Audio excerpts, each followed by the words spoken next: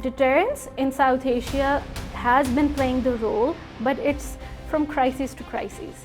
Like the beauty lies in the eyes of the beholder, deterrence lies in the eyes of your adversary.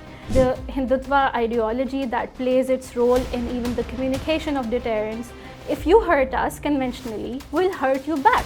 But one step higher, that now US policy circles understand that if there's a war between US and China, India would not fight US war with China. Nobody would like a developing nation like Pakistan having such a capability which can deter Pakistan becoming next Afghanistan, Iraq, maybe even future Iran. All right? And whatsoever India does has always been shoved under the carpet. The US turns a blind eye towards India.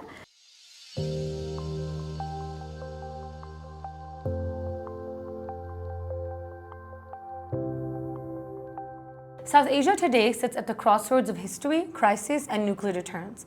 From Pahalgam to Operation Sindoor and Banyan al-Marsus, the region's nuclear deterrence landscape is being tested in real time, shaped not just by weapons, but by perceptions, by leadership decisions, and by escalation risks.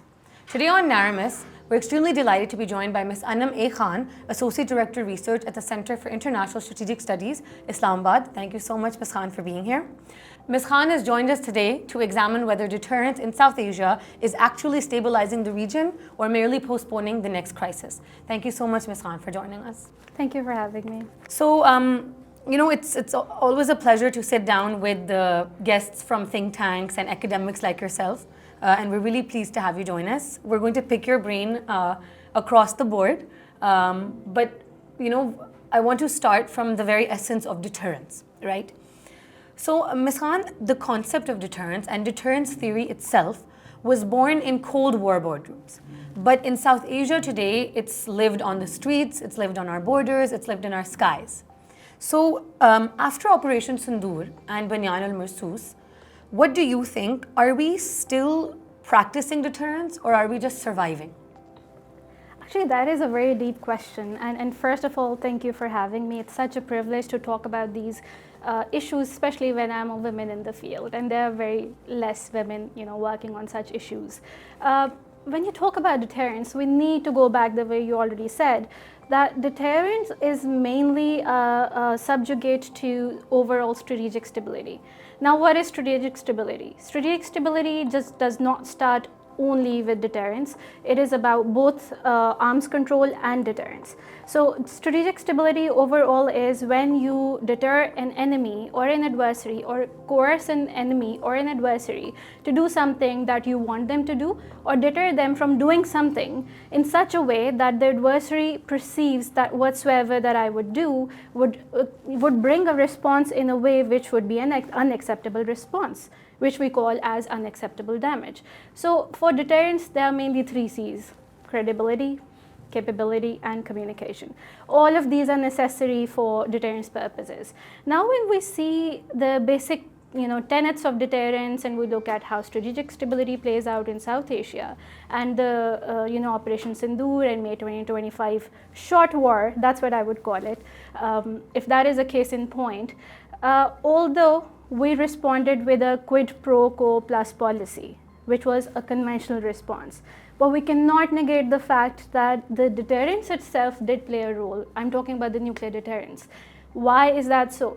The nuclear deterrence entails that deterrence survives unless a nuclear weapon is used.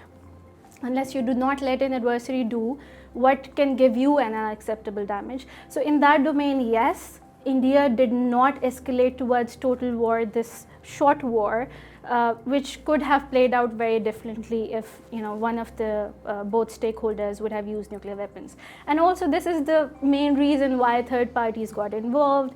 Trump always takes the credit of mediating peace between especially the recent NSS, the National Security Strategy of Trump, reflected that the third party role was the major important role which was played by the Trump administration to bring both states which were closer to nuclear war. And but the problem is with deterrence, you need arms control, the way I said earlier. India is not ready to sit on the table. So the deterrence in South Asia has been playing the role, but it's from crisis to crisis. So it is, in my humbler perspective, a fragile state of deterrence we're experiencing. So do these operations, the May 2025 operations, do they signal a new deterrence equilibrium in South Asia, or are we seeing a breakdown of the old one? If we look at deterrence from the Cold War lens, the adversaries were continents apart. That is one major difference between deterrence in Cold War era and the deterrence between India and Pakistan. The issue with India-Pakistan is, or lies, mainly between coercive actions and aggressive actions from one adversary, that is India. The Hindutva ideology that plays its role in even the communication of deterrence by Prime Minister Modi. And the third aspect would be there are such short decision-making times that the missile would reach another state, case in point India and Pakistan, in just a matter of 4 to 5 minutes. So in that all scenario, it is still Pakistan's success that deterrence has remained stable. But the problem is that the initiator of crises which can lead to breakdown of deterrence has always, evidence-based research says, has always remained India. And Pakistan has been put in onus to always respond responsibly and show restraint. But I think May 2025 crises reflected a slight different exception of Pakistan's response in a way that we opted for a quid pro quo plus. Plus means if you hurt us conventionally, we'll hurt you back. But one step higher, hence you would be deterred even conventionally to opt for a larger scale war. So so that strategy really did work. It's a really great way to describe it, quid pro, plus, and it was perceived very well by the Pakistani, audience, the Pakistani population. But that brings me to the question I think all of us had on our mind after May 2025. That is deterrence in South Asia increasingly becoming about optics rather than outcomes? Well, I'll go back to 2012, if I may. It's a personal anecdote that I started my MPhil thesis about perception building in Pakistan's nuclear program. And every other person in strategic studies, barring a few of colleagues of mine, had said, what is the role of perception in nuclear decision making? What is the role of deterrence when it comes to perception? But now we see that when we talk about capability, the transferring of knowledge, the communication, it all boils down to perception building. We saw in the Ukraine and Russia conflict that social media was used by both states, militaries even, to give out a narrative that they wanted to show. Case in point Ukraine, case in point also Russia. So definitely deterrence is equally about optics than it is about capabilities and communication. And so because you said that you worked on the concept of perception management in 2012, so I was going to ask you this, that is perception management now as important as missile ranges and as important as capabilities? Yeah. Again, yes. I mean, let me elaborate a bit on that. You see how now social media has been used in different domains in warfare, in different conflicts around the world. And let me just say one more thing, that the conflicts, Pakistan and India situation is always considered as a nuclear flashpoint, South Asia case in point. But the problem is there are so many other different flashpoints in the world. Why just optics and perception building of South Asia is there in the arena, in the media all the time, especially when we talk about Indian narrative, Western narrative. And why is Pakistan portrayed in such a negative light? It is so because when we look at the role of Western countries, we look at the role of the major powers, we look at the role of the US. What US wants from India is, US wants India as a bulwark to China, which is a separate debate because we have had, at our think tank, we have had many US officials come in and US academics coming from think tank community as well, who blatantly said outright that now US policy circles understand that US, if there's a war between US and China, India would not fight US war with China. And the second understanding is about the nuclear military industrial complex at play. Why am I going to the debate of this? It is so because the Western narrative plays a very important role in strategic studies, in issues of deterrence and military domain. So in that context, US has more to do with India. So they would definitely not portray Pakistani nuclear command and control, Pakistani nuclear capabilities in a positive light. For that, there are so many, the media houses at play. There are so many, it's a bigger game. There are so many perception management tools, especially now because of AI generated false videos through so many other different domains. This is used to portray a negative light on Pakistan's nuclear program. But here, kudos to a team like yours, kudos to different new private enterprises and other state media-owned companies who have now come onto that international level to counter such narrative.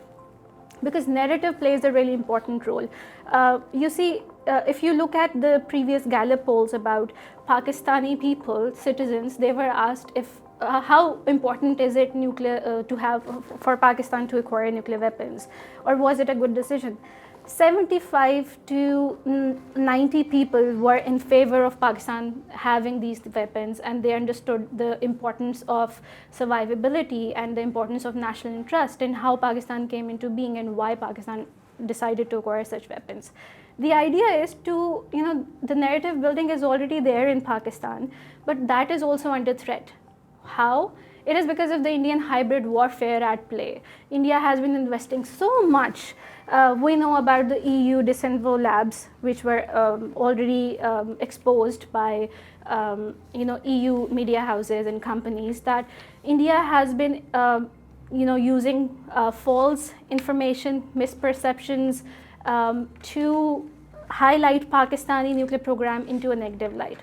However, even the US leaders, leaders from major powers, leaders from international institutions which deal with disarmament, which deal with deterrence, which deal with other nuclear issues, they have time and again said that Pakistan's nuclear program, may it be civilian, may it be military, has always is exceptional. And what Pakistan responds is, yes, we are capable, yes, we understand, but we are not complacent. So we continue to upgrade our nuclear safety and security, may it be for civilian purposes, may it be for military purposes. Okay, so multiple points, from your response that I want to touch on. Immediately, I'm going to come to, the point on India, because I really liked that you said that Pakistan gets a lot of, flack because of India's hybrid warfare and India's extremely strong narrative building. Even from a world perspective, I was going to ask you, why does why do any Indian escalations always get framed as restraint, and Pakistani signaling is more often than not framed as instability? Why is there this gap? Actually, again, it is the optics is more political in nature rather than technical or based on evidence. As I already said, that nobody would like a developing nation like Pakistan having such a capability which can deter Pakistan becoming next Afghanistan, Iraq, maybe even future Iran. All right. So in that domain, obviously, when Pakistan decided to acquire nuclear weapons, it was not an easy decision. Look at our economy, look at our political stability. It was only done after we were sure that India has done it. And in fact, if we go back to 1950s, Pakistan was the founding member of International Atomic Energy Agency. Pakistan was a country which was the beneficiary of the Atoms for Peace program, and we did not divert nuclear fuel for civilian purposes towards military. But which, interestingly, country did that? India.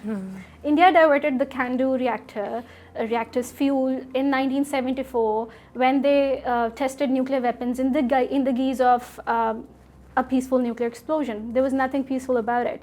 Then we decided, okay, if India is opting for nuclear capability, Pakistan's survivability is at stake. It's not just hearsay.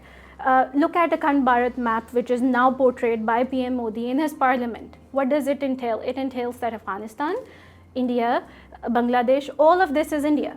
So India does not want even existence of Pakistan, and India is opting for hegemonic designs since the start, since 1947, and the bone of contention is obviously Kashmir as well. So in all of that, it is only Pakistan that is blamed, although the initiator has always been India. There are two reasons for it domestically if we talk about India. One is because whenever there are elections, India would opt for a false flag operation, and immediately after that, without even any evidence, without any investigation, they would want to launch so-called surgical strikes against Pakistan. And secondly, why did India acquire nuclear weapons for prestige? So they want to show that they are the bigger brother, because US once said that you are the stakeholder in South Asia, in the Indian Ocean region, and you are a regional policeman. So they want to show that aggressive design, and whatsoever India does has always been shoved under the carpet.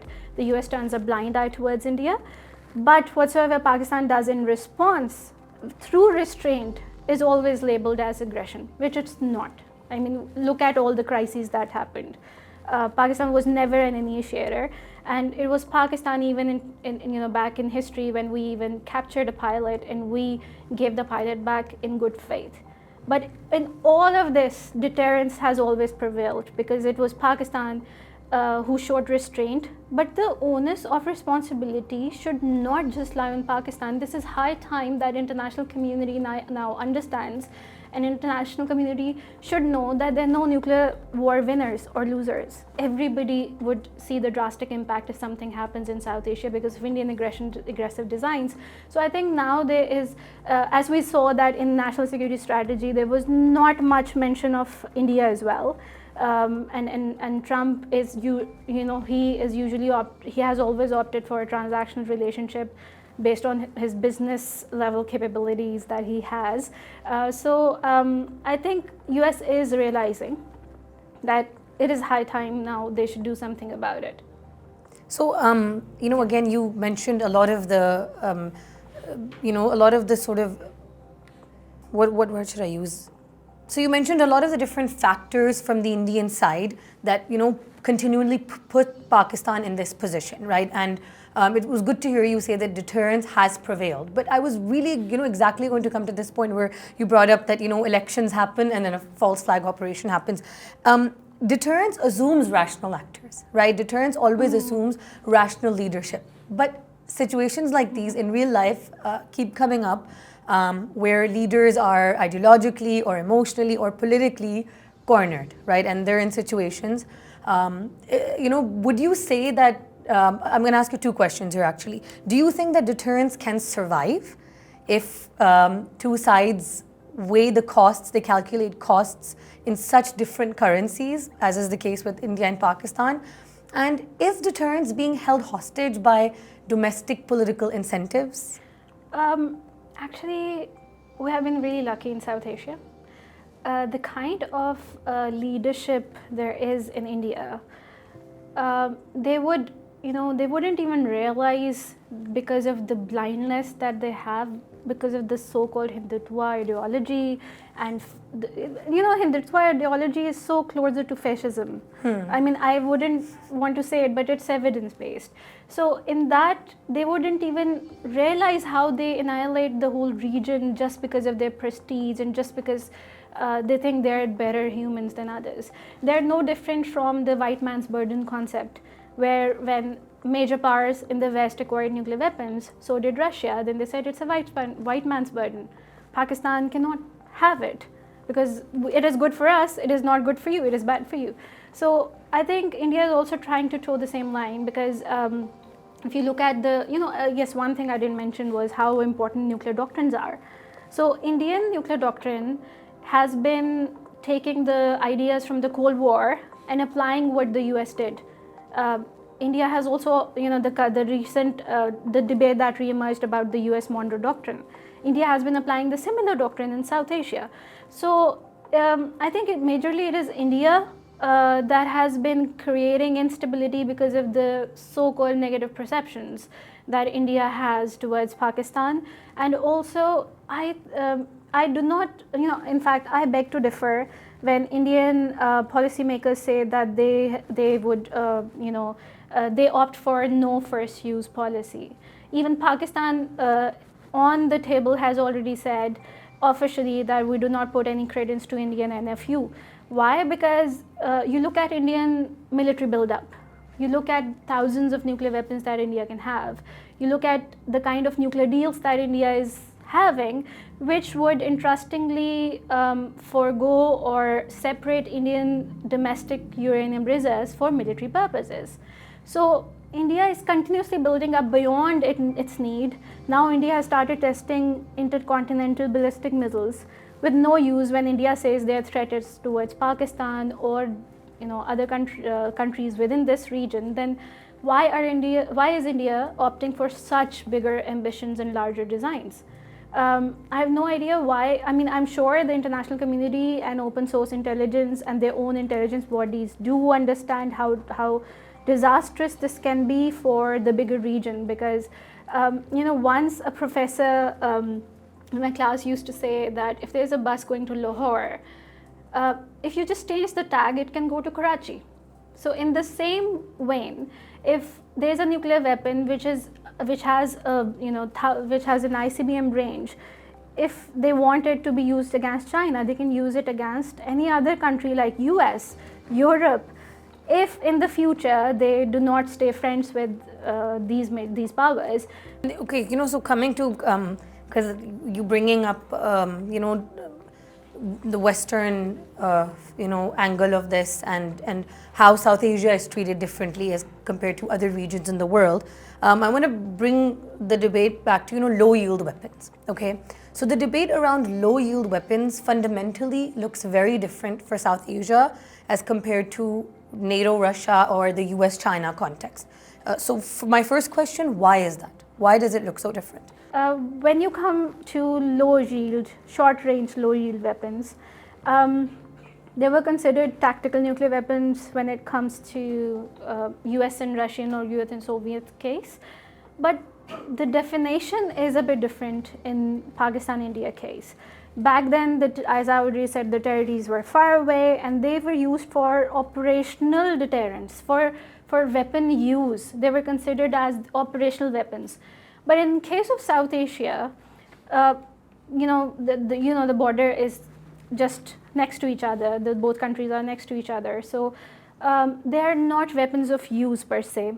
Rather, they are weapons to sort of engrave deterrence stability between India and Pakistan. How is that done? India wanted to offer a cold start doctrine.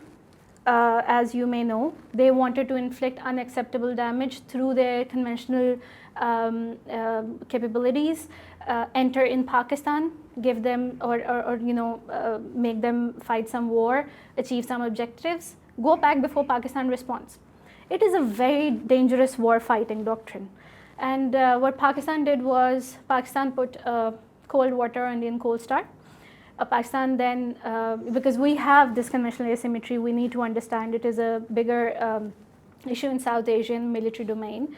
So what Pakistan did was we acquired tactical nuclear weapons, and then obviously India was deterred, getting scared or coerced into definitely thinking that what if Pakistan uses nuclear weapons on our troops? Let's not go there. So that's why now Indian Coast Guard doctrine is done and dusted. But another important aspect to be said here is that Pakistan's nuclear weapons, all of them, short range, medium range missiles, all of them are under centralized command and control. We are not delegating control, but India is. How am I saying it? See, nuclear weapons, India has opted for a nuclear triad. Indian Arihant is already in the seas. It's patrolling, and obviously it must be patrolling with its nuclear weapons, the K4, K15, SLBMs. So in that domain, India must have delegated its command and control to those commanders at sea. So it is India that is not opting for a centralized command and control, but Pakistan's command and control is fully centralized. So coming back to the debate around low-yield weapons and the question actually of tactical weapons, as you said. Do low-yield weapons actually lower the nuclear threshold, or do they simply lower our psychological barrier to catastrophe? We have to revert back to our first really good question that was asked about how deterrence plays out and what are the contours. Deterrence, we need to understand, is all psychological. Like the beauty lies in the eyes of the beholder, deterrence lies in the eyes of your adversary.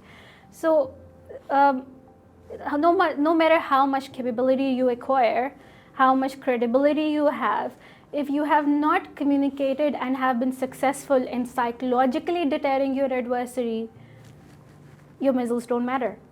So it is all the game of psychological aspect of things.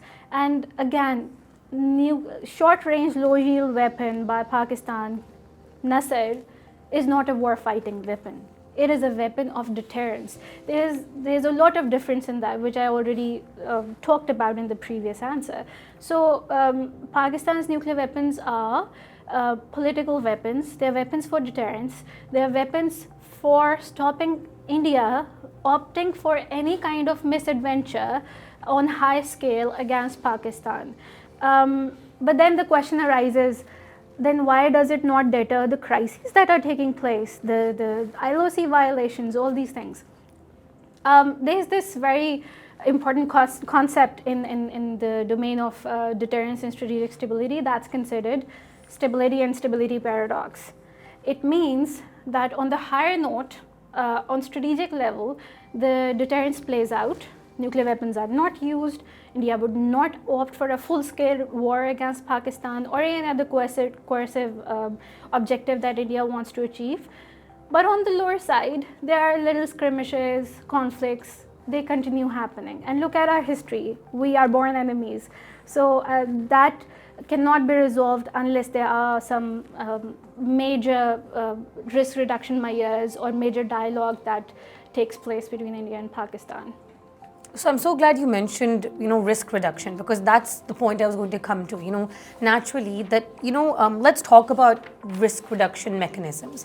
Given, in our South Asian context, repeated crises, misperceptions, short escalation timelines, a constant riffraff, what actually reduces risk in this region? But this is a very important question because it all boils down to any way through which a weapon is not used and the threat is still delivered. The threat, you always tell your adversary, okay, don't do this because this is what I'll do if you do that, and you would lose. So in that domain, because the risks of nuclear war are unimaginable, interestingly, despite all of this that has happened since Pakistan and India became nuclear weapon powers, the conflict has not escalated towards total war. So in that domain, there are already some confidence building measures at play which are there between India and Pakistan. Let's say, interestingly, not many people would know that we notify each other beforehand when we are about to test our ballistic missiles, right? Then there's another one where we have, we have an agreement on non-attack on each other's nuclear facilities, even during a crisis. That is why you have seen that has not happened yet. But again, the thing is that because of the merging in new technologies, because of the recurrence of crises which can or may lead to a full-scale war, I think these are not enough. There's a lot of risk reduction measures. There are a lot of the risk reduction measures that need to be entailed. But how can that happen? That can only happen through a dialogue, if both states sit on the table. But the issue with Indian leadership is India is not even ready to talk on the table. We used to have this strategic dialogue, which I'm not sure the last one was in 2011 or 12. After that, there has been no strategic dialogue between two powers. Another evident issue is that in May 2022 missile crisis, where Indian BrahMos missile was, I wouldn't say accidentally, it was majorly to test Pakistan's air defenses, and then we saw May 25 happening. It was launched by India and Indian commander into Pakistani territory, obviously without a nuclear warhead. But that reflected that India did not use the hotlines to inform Pakistan. And only when Pakistan asked, India sort of responded. Why does risk reduction happen? Risk reduction or confidence building measures are a way of arms control mechanism.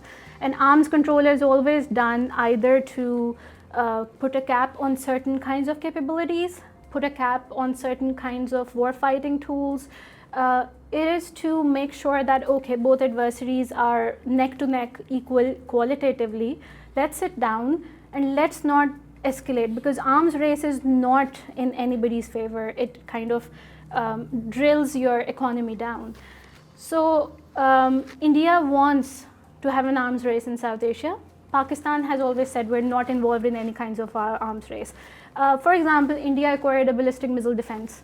What did Pakistan do? Did we opt for it? No, we did not, because we understood it is a very expensive capability and it is not needed in South Asian case. Let's not go for it. But in every case, in every escalation when it comes to capabilities or military modernization or nuclear modernization that India acquires or develops, Pakistan has always given a restraint as well as a qualitative response to such developments. But this cannot continue happening. Both of countries would exhaust their economies. So for that, the onus is on India to come and sit on the table and talk about risk reduction measures. Especially, I would leave the last thing out, and I don't want to, especially because of the emerging and disruptive technologies. AI, quantum, cyber, they're coming at play. Recently, India just tested their direct energy weapons. So I think it is high time that the outdated confidence building measures and risk reduction measures are improved and decided upon. Okay, so again, multiple things that I want to address in your very good and detailed response, I must say.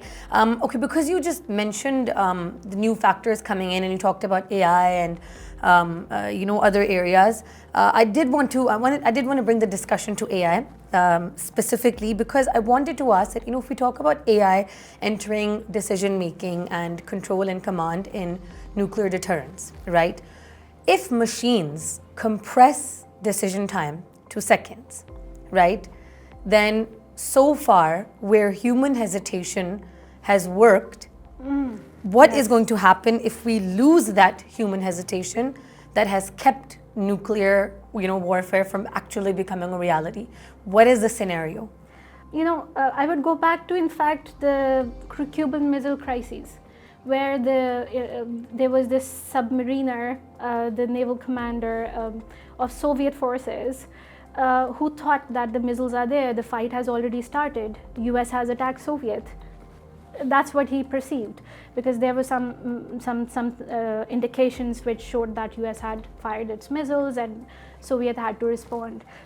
He decided, because he was a human, he had empathy, he looked at things differently than a machine does. He at the end decided not to use nuclear weapons, and what happened was a biggest catastrophe in history was averted just because of the decision of that submariner, that naval commander. So in that context, do you think that an AI-led decision-making machine, which if is fully autonomous, would see that, okay, I am fighting a missile somewhere, attacking a counter-value target where there are civilians, kids, would that machine decide for that, considering that the strategic advantages outweigh such catastrophe or such collateral damage per se?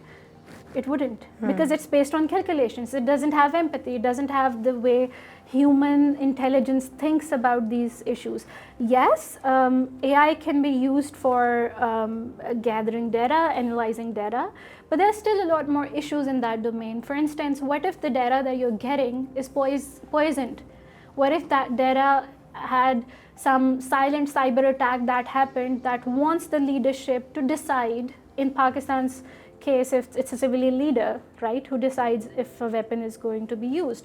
In Indian case, another decision would be, should we use nuclear weapons or not? And that data, which is already poisoned, is telling you to use nuclear weapon.